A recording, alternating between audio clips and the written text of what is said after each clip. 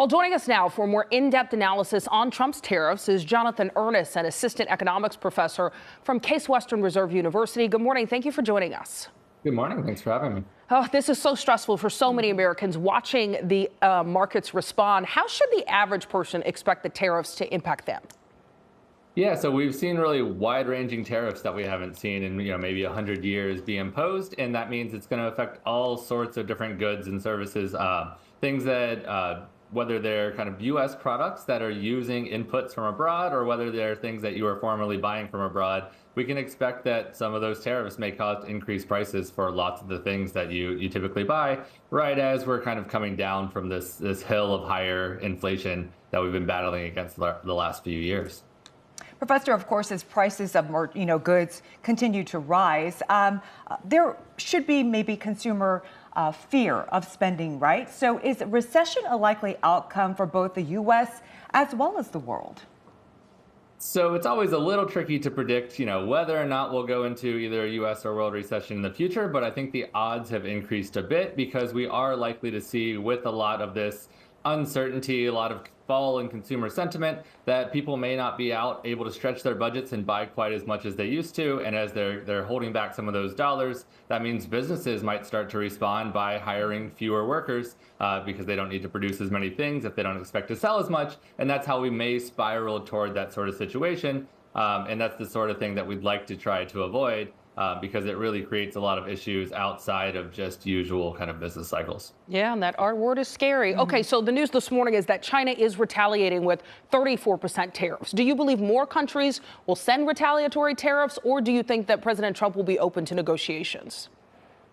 So it seems to be still a little bit up in the air in terms of whether or not the Trump administration has telegraphed many times that these are permanent tariffs that are the new way of trying to run the economy and fund U.S. purchases. But at the same time, they've said, well, maybe we're actually implementing these and have some ability to negotiate and reduce them on countries that are willing to reduce their own tariffs. And so that's kept it a little bit uncertain. The Trump administration certainly needs the tariffs to feel like a credible threat that we might leave in place if they are really trying to use them as a negotiating tool.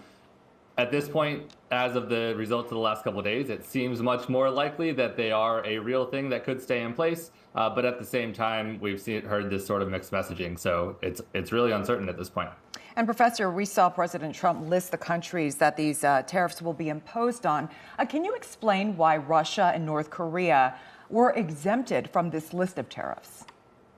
Yeah, so I don't know that I can explain specifically why any given countries were exempted, but in terms of which countries the tariffs are put on and to what amounts, while the administration argued that they're sort of reciprocal tariffs and just taxing them at the rate that they're taxing the U.S., it appears that they align much more with just closing trade deficits with countries where we have a large trade deficit and then sort of putting a minimum 10% on pretty much everyone else. So that appears to be some of the reasoning behind how much the tariff is on any given country is targeted much more towards that and a little bit less towards actual reciprocal tariffs, which are what we're seeing other countries put in place in response to the U.S. tariffs. All right. And of course, all yesterday we were watching the Dow and the markets drop. We see the same thing we're going to be watching today. And in fact, this turned out to be one of the biggest drops we've seen really since COVID. Was that something you expected? And do you expect that to change anytime soon? Yeah, so the markets really react based on new information that comes in. It would seem based on these drops that people were holding out for maybe less of an impact, either smaller tariffs or pushing them off once again, as we've seen the last couple months. And so it seems to have surprised a lot of people, the vastness of this new tariff plan, which we're really seeing play out in the markets as people are concerned that companies won't be as profitable as we would have otherwise predicted. Right. All right. Well, we are still watching the Dow there, more than 1,000 points down this morning. Jonathan Ernest, thank you so much for joining us with your insight. Thank you.